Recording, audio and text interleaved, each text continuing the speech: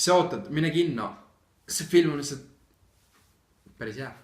Cause we lighting it up on the fire, let's go, my credit card is maxed out. Yeah, took the stacks out. Baby girl, I love it when you fucking twerk that ass out. I'm spending, baby. No tervist, minu nimi on Roger ja te vaatate The Raj Show'd. Ahvide planeedi reboot'i 3. osa ehk siis War for the Planet of the Apes. Ehk siis selle triloogia 3. ja viimane osa. Kogemus oli metsik. Vaatame kohe üle, mis see endast kujutas. Seekord ma nii palju spoilerid võib-olla räägin, ma võtan selle filmi lühidavalt kokku ja räägin sellest lihtsalt, mis ma arvasin sellest konkreetsest filmist. Üldiselt on see film lihtsalt selle aasta üks parimaid filme, mis väärib Oscareid, kindlasti peaosatäitja, kes siis mängib Caesarit. Andrew Serkis väärib Oscarit selle oma töö eest, vähemalt animaatorid vääriksid, aga nad ilmselt ei saa. Kuid siiski.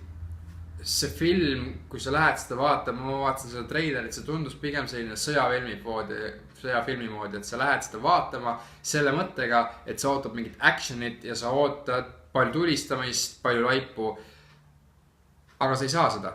Natukene saad, aga mitte väga. Lõpus on küll jah see nii-öelda fight, kus inimkond võitleb inimkonna vastu, eks need viimased riismed veel sellest inimkonnast, kes ei ole veel halva, ütleme siis selle viiruse tõttu saanud kahjustada ja ei ole hävinud, võitlevad sama vahel ellujäämise nimel ja enamus neist sureb ära, põhimõtteliselt kõik surevad ära, aga see ei ole siiski sõjafilm, sa lähed vaatama seda teise feelinguga, kui see tegelikult on.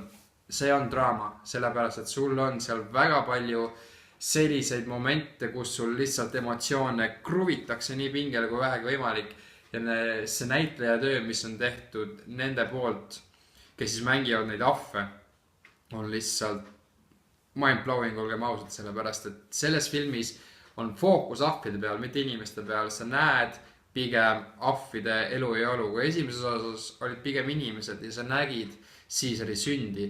Teises osas oli enam-vähem võib-olla 50-50, et natukene olid võib-olla inimesed rohkem fookuses, siis siin on main fookus tõesti ahvidel.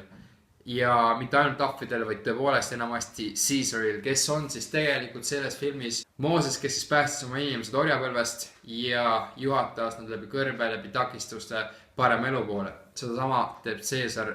Siin filmis me näeme, kuidas Caesar võitleb oma sisemise halva minaga, ehk siis ütleme võrdlus on Kobaga eelmistest filmidest ja sa saad tuua väga palju paralleele päris eluga, ehk siis see film jutustabki seda, millised võitlused on meil igapäevaselt iseendaga. Me kõik üritame olla võimalikult parimad iseendad, vahel kukub välja nii nagu kukub, aga meis igaühes on võib-olla tükike kurjus sees, kellel rohkem, kellel vähem ja me üritame olla sellest alati üle.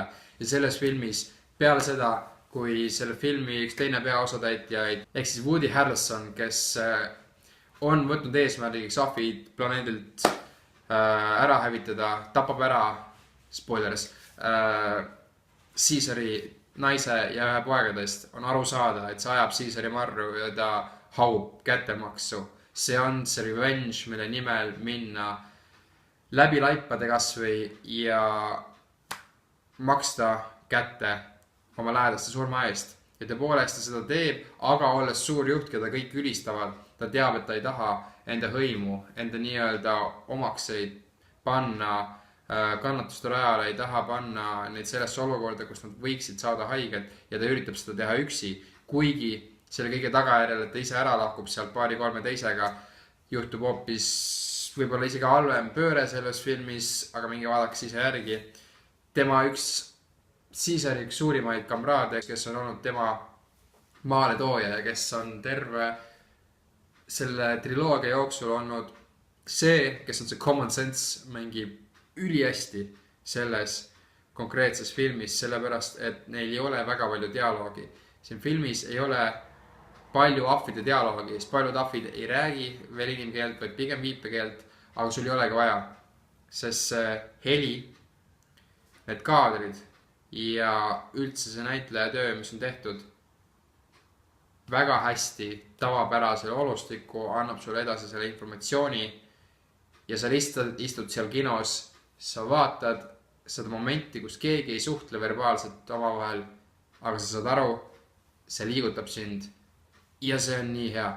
Ausalt, see on üks parimaid filme kindlasti. Ma võrdleks seda Loganiga, kellele meeldib X-meeste frantsiis, siis nagu Logan oli ülihea ja see on vähemalt sama hea film. Sellepärast tõepoolest need kaadrid, mis siin filmis on, kus rõhuvad su emotsioonidele, sellele koostööle. Siin filmis on ka üks väike tüdruk, kes on kaotanud oma kõnevõime, sellepärast et see mutatsioon, mis üle maailma levib, võtab inimest kõnevõime ja viib nad tagasi nii-öelda ahvidlikusse faasi, kus nad siis suhtlevad võib-olla ainult hääritsustega ja ei ole enam nii kõrgelt arenenud, kui inimesed tegelikult on.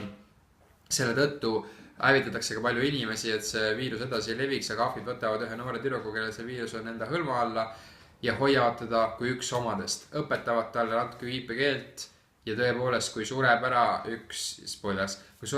üks Caesari nii-öelda kamba põhiliikmeid, siis see on ülimalt liigutav moment, kus on näha, kuidas inimene tunneb kaasa sellele, et see ahv suri ära, see ahv on olnud talle toeks väga pikal ajal.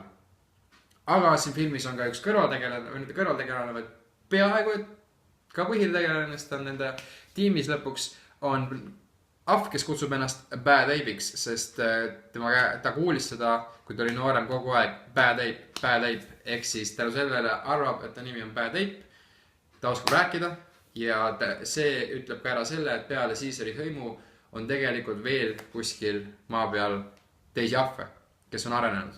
Ja see on see tegelane, kes on siia draamasse pandud kui natukene vaheldusrikas inimlikku kogemust, kes siis teebki nalja. Põhimõtteliselt tema ülesanne on teha nalja, ta on hästi lihtsameelne ja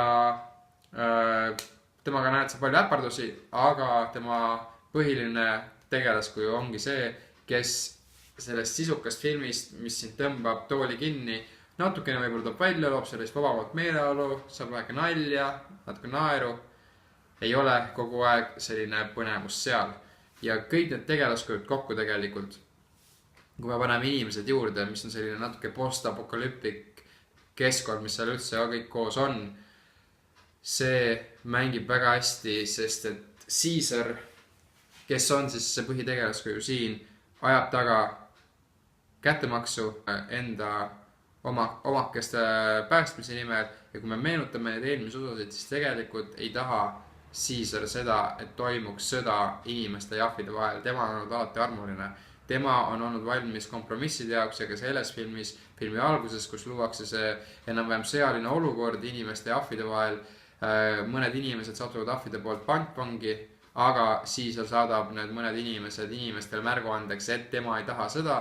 Kui inimesed hoiaksid nina sellest metsadest välja, siis Caesari poolt oleks vaherahu, aga ei, inimestel on vaja ikkagi torkida. Inimestel on vaja ahvid maa pealt hävitada. Ja see, kuidas see lõpp tuleb, kui on suur mürgel, kuskilt tuleb laviin, midagi juhtub, ahvid lähevad parem elu suunas, uude elukohta, siis see on selline lõpp, mida sa ei oota, aga sa tahad selliselt filmist saada. See on vääriline lõpp sellele triloogiale, sest see ei ole ainult eraldiseisev film, mis on hea, vaid see on film, mis teeb kogu triloogia väga, väga heaks. Ja see lõpp on tõepoolest kaunis, kuigi mind häiris see, et lõpus läheb väheke klipp nii-öelda taevasse ja sealt jääb mingi puuoks külje peale, pole päris minu maitse võib-olla, aga see vihjab võib-olla sellele, et kuidagi nad seavad ära potentsiaalse järgmise filmi sellega, et Planet of the Apes'is oli juttu sellest, et mindi Marsile, aga see ebaõnnestus ja siis kosmosele kukub alla ja võib-olla see, et see kaadri läheb üles ja viiab sellele, et järgmine potentsiaalne film, kui kunagi tuleb, hakkab äkki kuskilt taevast, ehk siis mingit ekspeditsioonilt, kui tehakse äkki järgmine triloogia, mingi reboot, mine tea. Aga sellele rebootile oli see ülimalt väärikas lõpp, mida ma soovitan raudselt kinno minna vaatama. Nii et minu poolt sellele filmile annan tugeva 10. See film on 10 väärt, isegi teile, kes te kritiseerite, et filmi hinnangud on liiga kõrged ja peaksid olema natukene kontsentreeritumad ja kriitilisemad, siis uskuge mind, minge vaadake see film ära, kui teile see ei meeldi, noh siis ei meeldi. aga minu poolt kõik, järgmise korrani. Tšau! Come on, kicking it back in my home. Finished the lyrics, I wrote for the song. Mr. Mickey calls my phone. What up, dog? Are you ready to go? I'll send you that beat, and tomorrow we'll record.